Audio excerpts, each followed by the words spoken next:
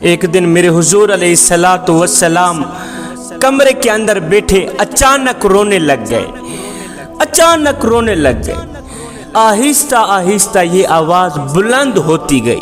اندر سے رونے کی آواز سن کر حضرت ام سلمہ برداشت نہ کر سکی، دوڑ کر آئی، بھاگ کر کمرے کے اندر گئی تو دیکھا کہ میرے حضور علیہ الصلوۃ والسلام اپنے نواسے حضرت امام حسین کو اپنے سینے سے زور سے لگا کے اونچی آواز میں رو رہے ہیں۔ چشمان اقدس سے آنسوؤں کی لڑی رخساروں کو چھو رہی ہے۔ میرے حضور علیہ السلام نے اپنے پیارے نواسے حضرت امام حسین کو اپنے سینے سے لگایا ہوا ہے، زاروں قطار رو رہے ہیں۔ حضرت ام سلمہ نے پوچھا، یا رسول اللہ خیر تو ہے؟ آپ اپنے نواسے کو سینے سے لگا کے زاروں قطار کیوں رو رہے ہیں؟ کبھی اپنے بیٹے حسین کا گلا چومتے ہو اور کبھی حسین کی زلفوں کو بوسہ لیتے ہو، خیر تو ہے؟ آج زاروں قطار کیوں رو رہے ہو؟ یہ منظر اچانک دیکھنے کو کیوں مل رہا ہے؟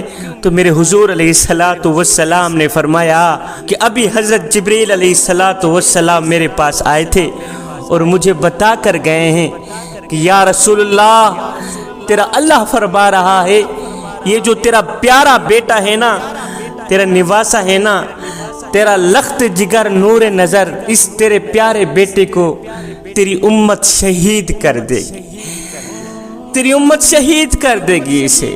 جس گلے کو آپ بار بار چوم رہے ہیں، ایک دن آئے گا، ایک وقت آئے گا کہ اس گلے پہ تیری امت چھرا پھیر دے گی، اس گلے کو کاٹ دے گی۔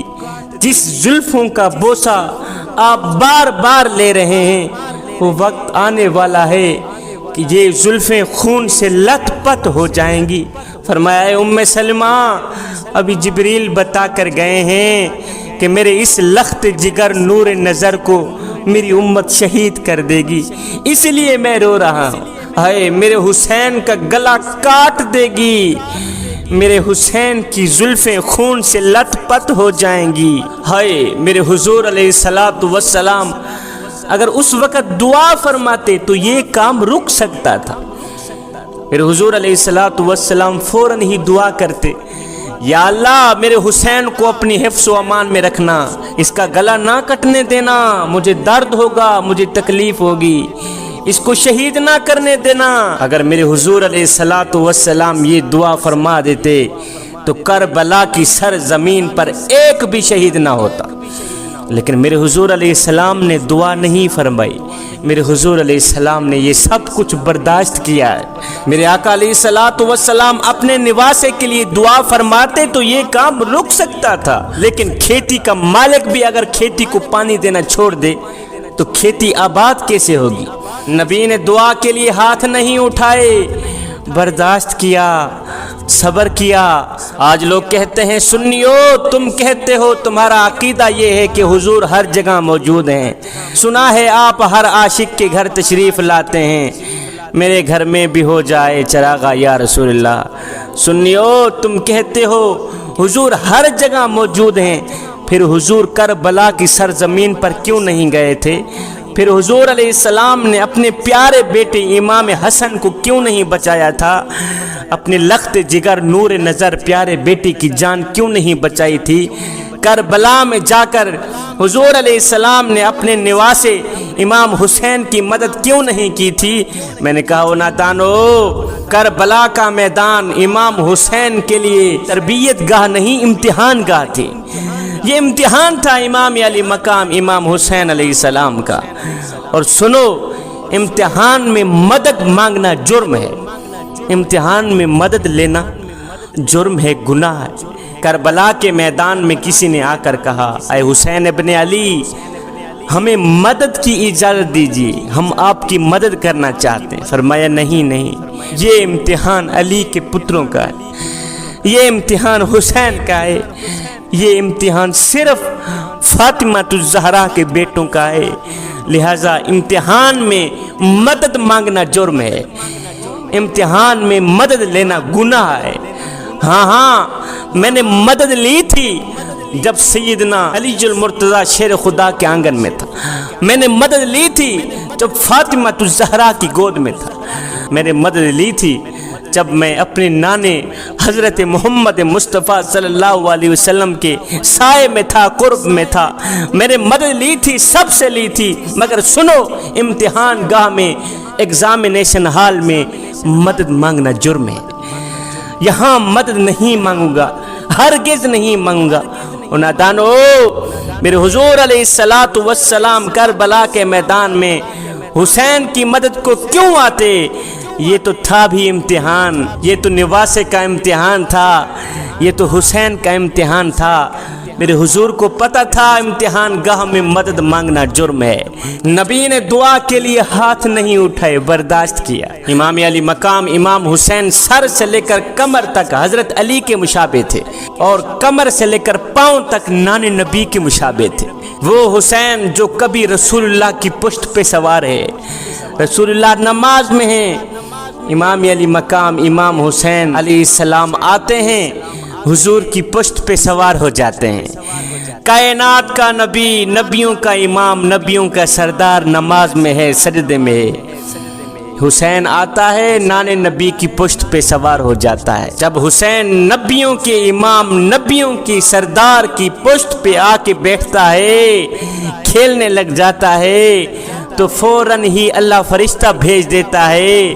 فرشتہ آ کے کہتا ہے، جبریل آ کے کہتا ہے، یا رسول اللہ، اللہ آپ کو سلام بھیجتا ہے، اور اللہ فرماتا ہے کہ سجدہ لمبا کر دینا، ابھی سجدے سے اپنا سر مبارک اٹھانا نہیں ہے، اس لیے کہ آپ کی پشت پر کوئی عام بیٹا نہیں کھیل رہا، آپ کی پشت پر فاطمہ الزہرا کا لال کھیل رہا ہے، آپ کی پشت پر فاطمہ الزہرا کا لخت جگر نور نظر کھیل رہا ہے، لہٰذا اپنا سجدہ لمبا کر دیں، کہیں ایسا نہ ہو کہ حسین کی کھیل میں خلل بھی نہ آ جائے، حسین کی سواری میں خلل بھی نہ آ جائے، میرے حبیب تھوڑا سا سجدہ لمبا کر دیں۔ ایک وقت تھا کہ امام حسین کائنات کے نبی کے کندھوں پہ سوار تھا، ہے نبیوں کے امام، نبیوں کے سردار سجدے میں ہیں، حسین پشت پہ سوار ہے، نبیوں کا امام سر اٹھاتا ہی نہیں کہ کہیں میرے حسین کی سواری میں خلل بھی نہ آ جائے، کہیں میرے حسین کے کھیل میں خلل بھی نہ آ جائے۔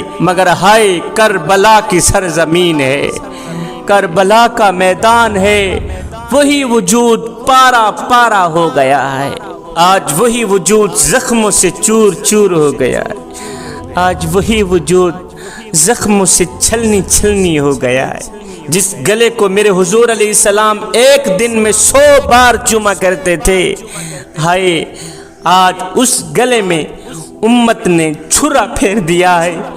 جس زلفوں کو میرے نبی دن میں 100 بار چوما کرتے تھے، آج وہ زلفیں خون سے لت پت ہو گئی ہیں، آج وہ زلفیں خون میں ڈبو دی گئی ہیں۔ جوانو، یہ درد کسی غیر نے نہیں دیا، یہ درد اگر کوئی غیر دیتا، یہ تکلیف اگر کوئی غیر دیتا تو کوئی اور بات تھی۔ ہائے، یہ درد، یہ دکھ دیا تو اپنوں نہیں دیا، زلفوں کو خون میں ڈبویا تو اپنوں نہیں ڈبویا، نواسے کے گلے کو کاٹا تو اپنوں نہیں کاٹا، غیروں نے نہیں کاٹا۔ درد تو اس بات کا ہے، دکھ تو اس بات کا ہے، تکلیف تو اس بات کی ہے۔ اتنا قیمتی سر، جس سر کو نبی ایک دن میں 100 بار چوما کرتے تھے، آج وہ سر کٹ گیا، دین کے لیے قربان کر دیا گیا۔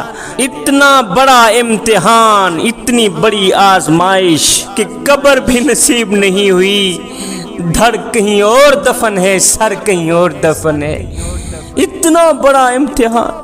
اور جوانو، دعوے حسین کی صحبت کے، طریقے غیروں کے، مجھے بتاؤ یہ ظلم نہیں ہے تو کیا ہے؟ یاد امام حسین کی، طریقے ان کے دشمنوں کے، مجھے بتاؤ یہ ظلم نہیں ہے تو کیا ہے؟